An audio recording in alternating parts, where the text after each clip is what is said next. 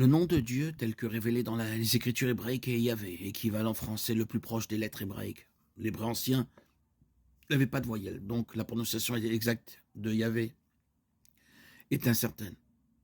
La majorité des érudits hébreux et chrétiens pensent que le nom est Yahvé prononcé Yah, Jéhovah, Yahova, étant la deuxième possibilité la plus populaire.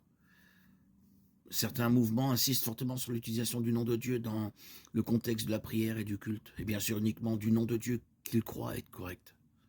Cependant, il n'existe aucun commandement biblique qui limite notre vocabulaire à Yahvé lorsque nous nous adressons à Dieu. Quiconque dit que Dieu doit être appelé uniquement par le nom de Jéhovah, Yahvé, parle sans fondement biblique. Yahvé, Dieu a choisi de se révéler en utilisant de nombreux autres noms et titres. Il est clair que l'illustration du nom personnel de Dieu, celui de l'Alliance, n'est pas nécessaire dans tous les contextes. Yahvé est aussi proche d'un nom personnel que celui que Dieu nous a révélé. Le nom divin a été révélé à Moïse et était inconnu avant son époque. Je suis apparu à Abraham, à Isaac et à Jacob comme Dieu Tout-Puissant, mais sous mon nom d'Éternel, Yahvé, semble faire référence à l'existence propre de Dieu, étant lié à « je suis », celui que je suis. Tous les autres noms de Dieu, tels que Elohim, Adonai, El Gibor et Notre Père, sont probablement mieux considérés comme des titres plutôt que comme des noms personnels en soi. Il est tout à fait approprié de s'adresser à Dieu par ces titres, car il ne remplace en aucune façon son nom personnel. Moïse lui-même fait référence à Dieu comme Elohim dans Exode 3.14. Plus tard dans Exode 4.13, Moïse s'adresse directement à Dieu comme Adonai. Ainsi, le nom personnel de Dieu ou son nom d'alliance n'est pas la seule façon acceptable de se référer à lui ou de s'adresser à lui.